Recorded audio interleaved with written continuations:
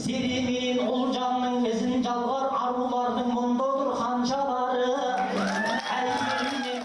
Алматыда жоғарғы оқу орындарында білім алатын студенттердің арасында Абай Құнанбайұлының 170 жылдық мерейтойына арналған өлеңге әркімнің ақ бар таласы атты қалалық ақындар айтысы өтті. Мақсат жастар арасында айтыс өнерін дамытуға атсалысу.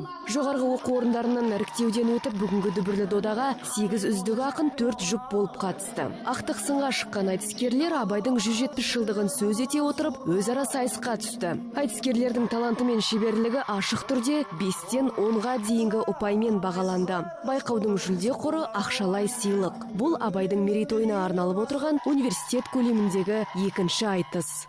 Енді сөйлейтін ақынның сөзінде тек жоқ дейді ғой. Ақындар өзінің қарымына, ойларына байланысты әртүрлі тақырыптар айтылып жатыр. Негізгі бұл айтыстың өтілу мақсаты Абай мұрасын жас ұрпаққа дәріптеу.